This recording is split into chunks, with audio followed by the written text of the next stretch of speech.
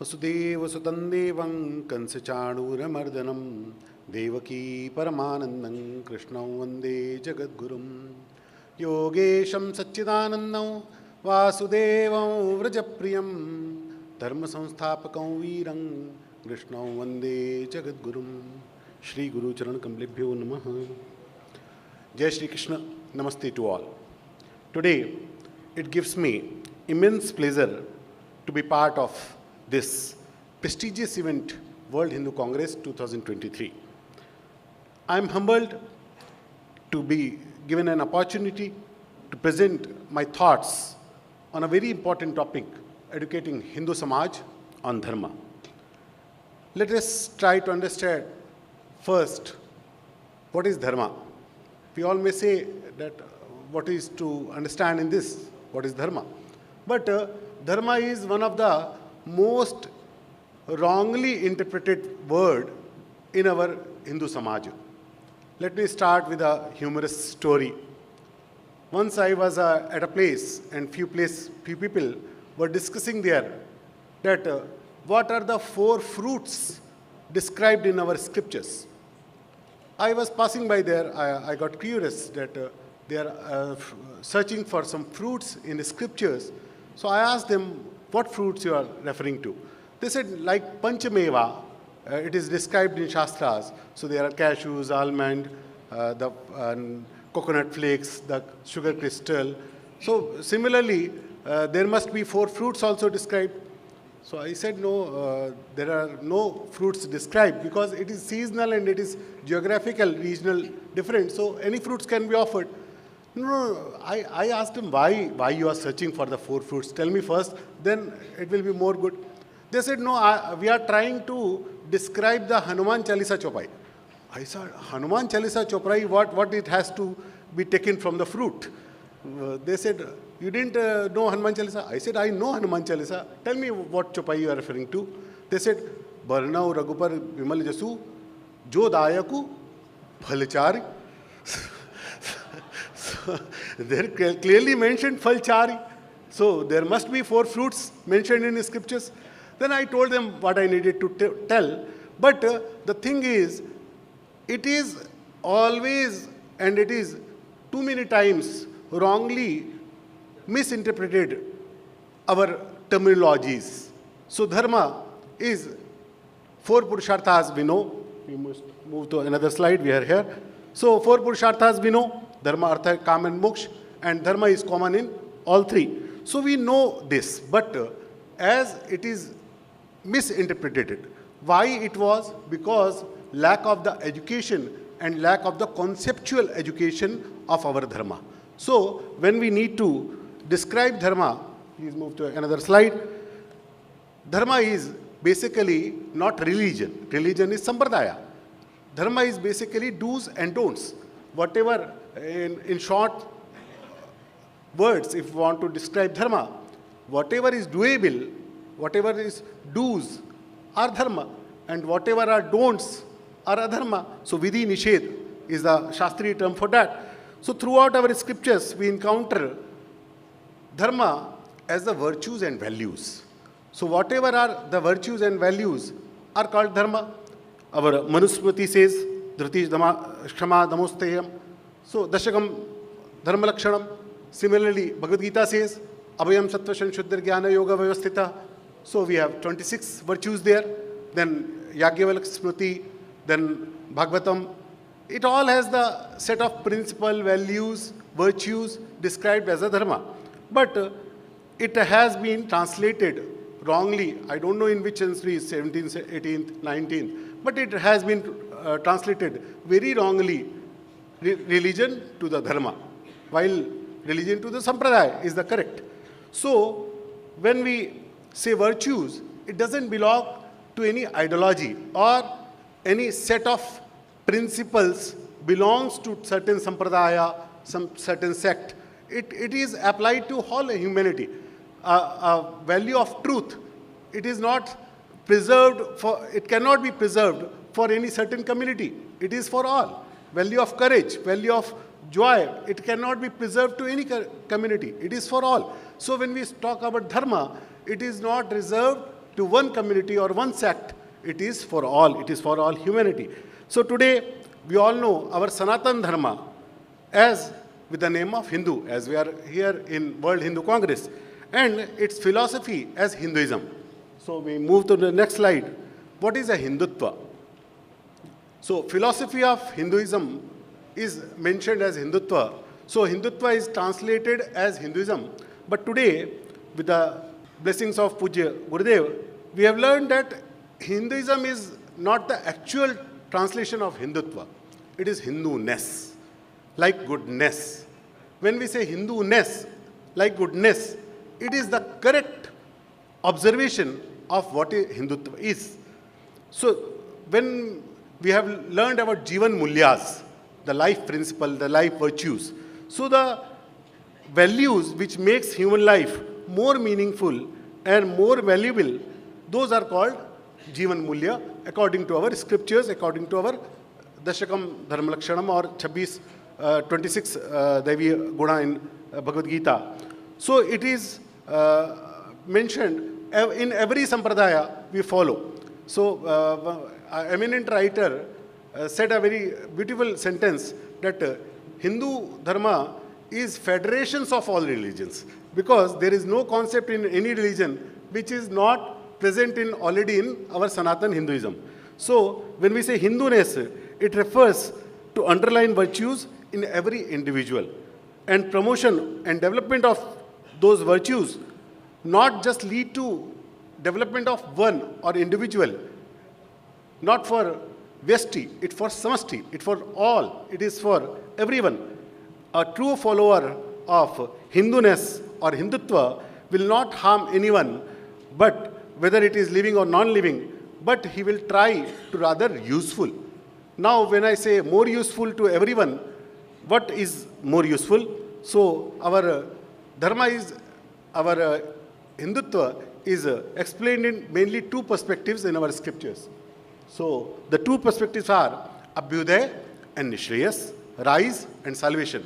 We all have heard a very popular advertisement, Jeevan ke saath bhi, Jeevan ke baad bhi, LIC advertisement.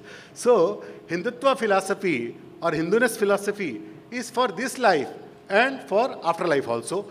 As in the morning session, Param Pujya Sarsang Chalak ji mentioned that there are three types of Vijay.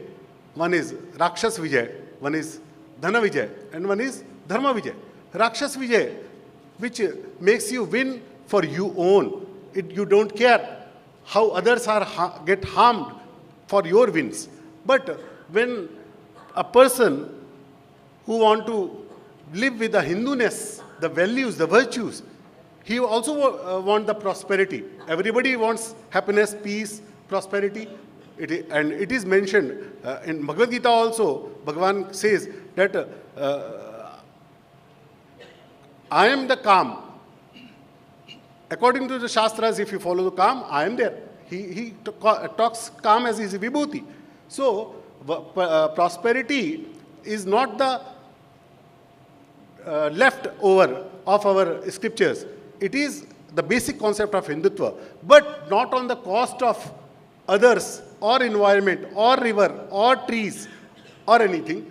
We care for everyone and everything, and we get prosperous of the holistic prosperity. So, anyone who believes in the coexistence and gives everyone around him the opportunity to develop and thrive, then he is Hindu, then he is true Hindu, I should say. Then there is Nishreyas. We don't need to talk much about that, but the liberation is Nishreyas, the liberation of evil, the liberation of greed, the liberation of pain, and liberation of sorrow. So when we talk these two aspects, then it is Hindu-ness. Now I should move to the main topic, how we should educate these principles, these values, these dharma to our generations, to our society, to our Hindus first. As Pujya Satsang Chalak ji said in the morning, first we need to connect all the Hindus, then we need to connect everyone around. Similarly, when we want to connect everyone with the Hinduism, with the Hindutva, with the Hindu-ness, then how we will tell the values? Value is the abstract form. If we want to talk about truth, if we open a discussion on truth, some intellectuals will tell very nice things about that, some will understand it well, but not everyone can understand it only about talking it. But when you tell a story of Raja Harishchandra, then you don't need to describe it much. You don't need to talk so many aspects about it. You just tell a story. As we read in autobiography of Mahatma Gandhi, he just saw a silent movie of Raja Harishchandra and he got the essence of the truth and he followed it entire his life. When we read Mahana Pratap, we don't need what courage is, what patriotism is. When we read Rani Lakshmi Bai, मैं अपनी झांसी किसी को नहीं दूंगी, we don't need to understand Teja. We understand what Teja is. So when we tell the stories, then this concept of virtues automatically transmitted to the person who listen it. So the stories should be told to the children, of course, not to only children. We have the concept of Rama Katha, Bhagavad Katha, Mahabharat Katha, Gita Katha. All the kathas are there because storytelling is the ancient art. When we read Mahabharata, Rama tells story to Lakshmana, Vishwamitra tells stories to Rama and Lakshmana.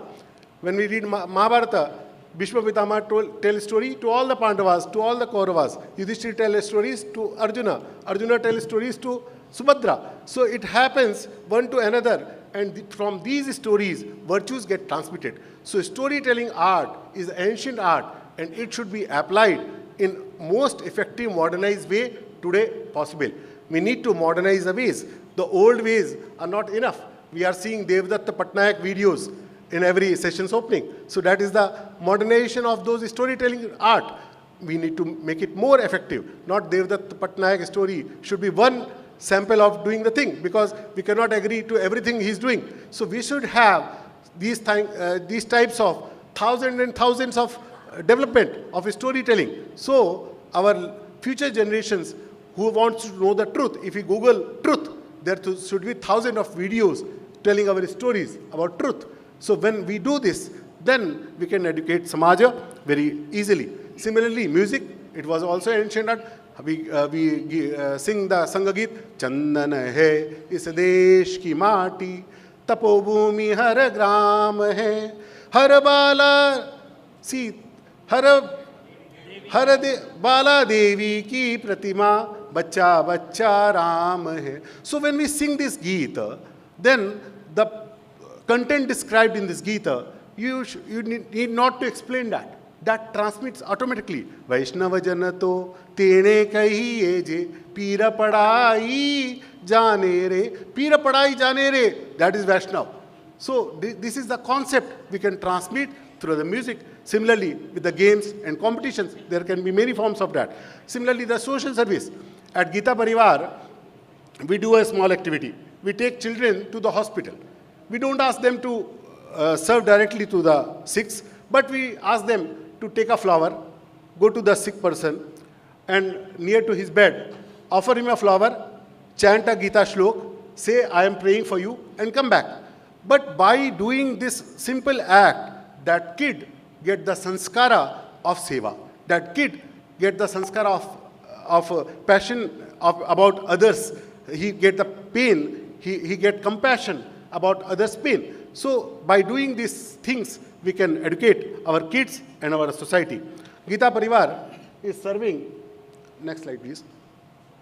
Geeta Pariwar is serving since 38 years. This Pandav Panchami, we have celebrated our 37 years, and we are doing this Bal Sanskar Varga, Bal Sanskar Kendra Residential Camp and everything.